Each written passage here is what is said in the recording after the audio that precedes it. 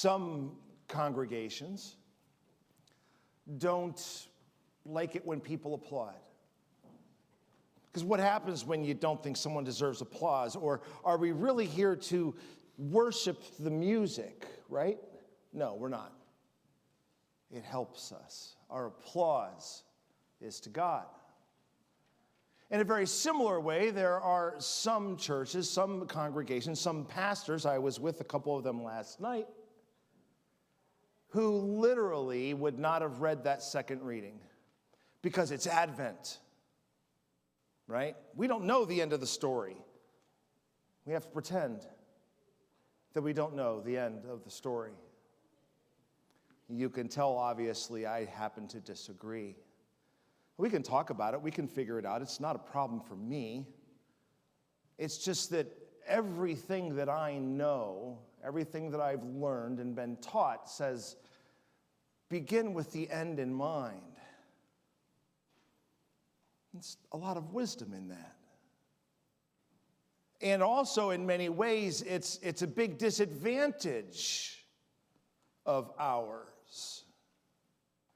Because we know how the story ends. We know it all works out. So we don't feel that tension, that conflict that is in every story, at least every good story, right? And so we learn and we grow and we live into these stories. Speaking of stories, Hollywood is one of the great storytellers, right? And I need to ask you a question. Is it just me, or does it seem that Hollywood always negatively portrays the moment when a man finds out that their girlfriend or their wife is pregnant? You know, the man's reaction is, quite frankly, repulsive and embarrassing, and usually ends up in a slap or a drink in the face. Maybe that's why these gender reveal things have gotten so out of hand. Maybe it's the classic male overcompensating for our shortfalls, which are many. I don't know. Anyways, the point is that not all of us men are like that. Some of us are quite the opposite. Some of us get so excited that our wives actually need to tame us down, like yours truly. Just ask Jen sometime. It's pretty funny. There's always been something about me that is more maternal than most guys. Like when some of the older boys in the neighborhood shot a baby rabbit in the leg with a BB gun. And I found it. And with my mother's help and Dr. Wunderlich, the local veterinarian, we nursed it back to health. It's just who God made me to be. Well, when Jen got pregnant, we were in my second year of seminary. Maybe I should say our second year of ministry, because everything in the ministry, right, Jane, is a partnership, right? All was according to plan, even the timing of it. Unbeknownst to me, however, it was exactly the pick-me-up that I needed. I was pretty down at the time. I was pretty down because seminary was like a 3-year marathon that most of my peers had spent several years preparing for by taking things like Greek and Hebrew before they ever got onto campus to ease the course load when you're actually in seminary. Well, I had recently graduated number 1 in my class with my master's in counseling, psych, and I was arrogant enough to think that I didn't need to take those courses. I could take them during the regular seminary year. I'll just muscle, right? Isn't that a guy thing to say? I'll just muscle my way through. Boy, was I wrong. I was pretty down because seminary was like spiritual boot camp. For a while, I thought that they ground you down to nothing so that you learn how to pick yourself up. Then I thought they ground us down to nothing so that they can pick us back up. This was Princeton after all, right? It wasn't until Josh was born that I think I figured it out. They ground you down to nothing so that you unquestionably understand that there's only one kind of dependency in relationships that is healthy, and that is our complete and utter dependency on God. They ground you down to nothing so that you know how dependent you are on God. It was one of, if not the most humbling experiences in my life. Without it, without the humility, faith, and courage that seminary gave me, I'm confident that I wouldn't have lasted 2 years, let alone more than 2 decades serving the church, fighting the good fight of serving people and growing the church.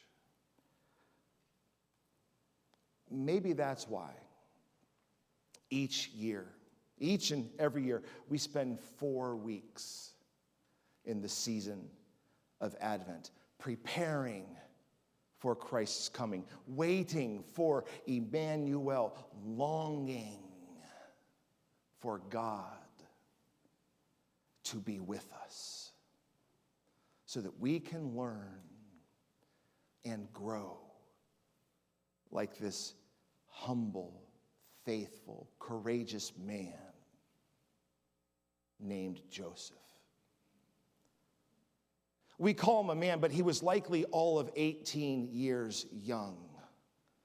Joseph was barely a man. I mean, I don't know about you, but when I was 18, I thought I was as indestructible as Superman. But now that I've got a few more years under my belt, no fat jokes, it's years under my belt, not pounds, I know how just dangerously naive I was at 18 years old.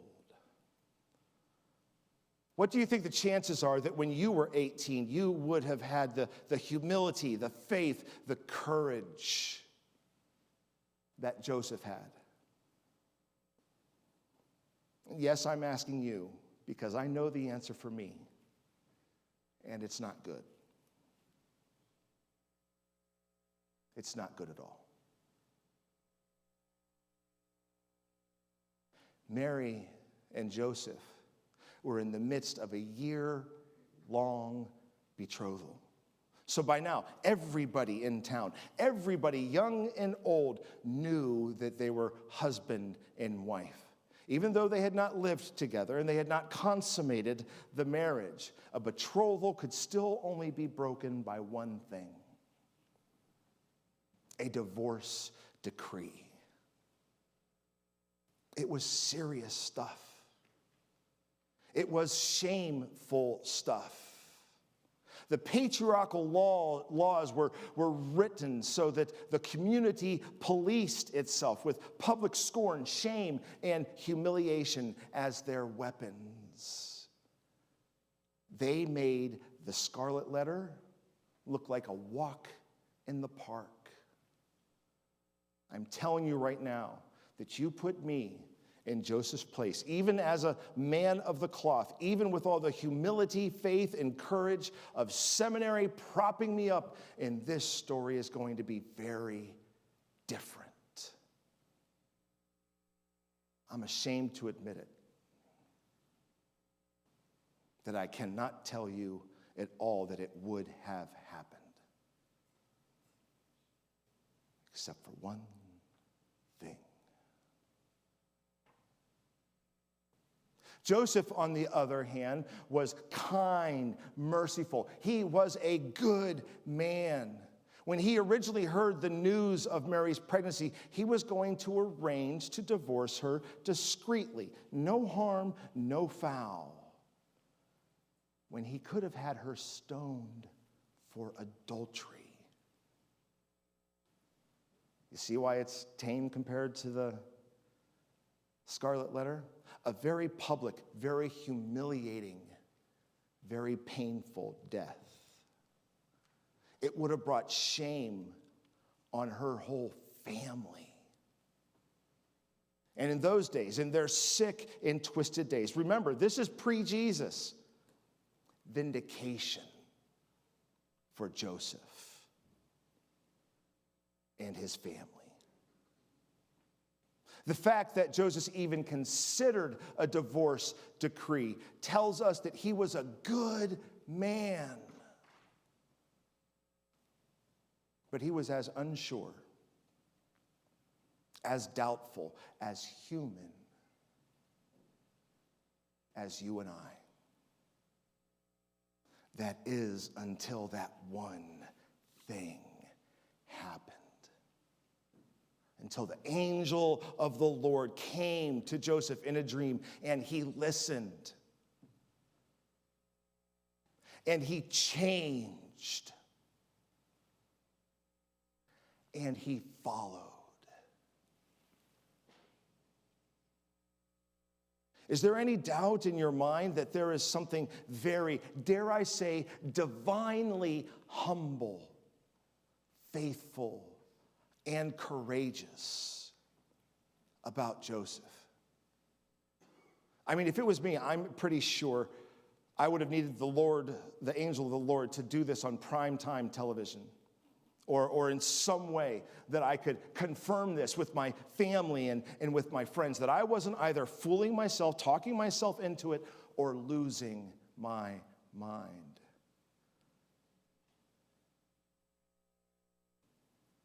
And that leads me to wonder.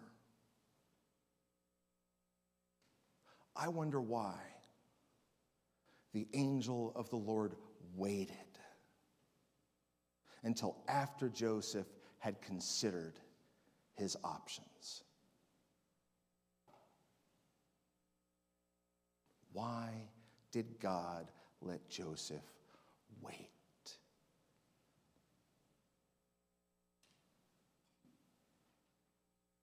Why did God let Joseph wait, make Joseph wait before the angel told Joseph who Jesus' real father was? Why wait? I know for me, it's because in the waiting rooms of life, it's when I most often discover what I really believe, what I'm really about, how truly dependent I am upon God. And this gives me hope. It gives me hope because, like Joseph, when life happens, I need to pause and be still in the waiting rooms of life.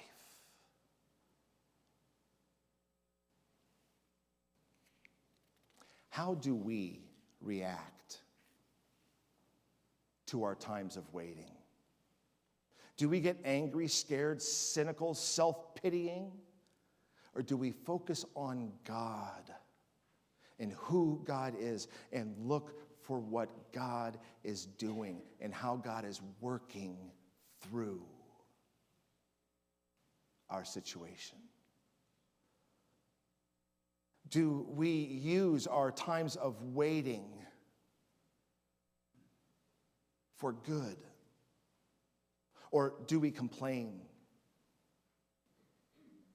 Or do we try to work out various options? How do we react?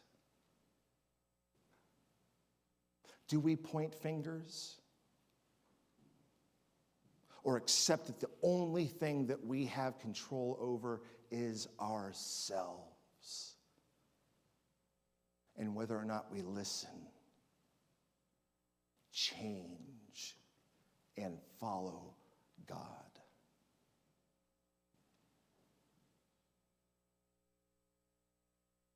Friends, let us practice the pause of Advent.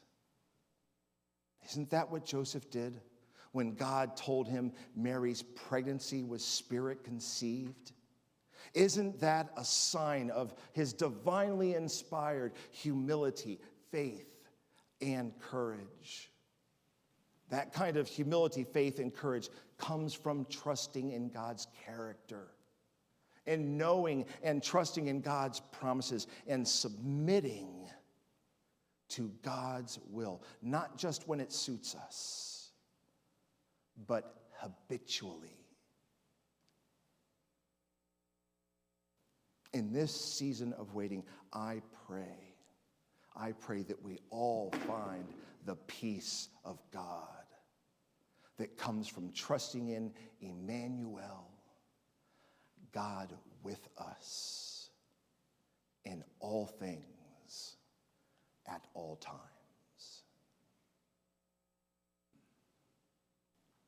Amen? Amen.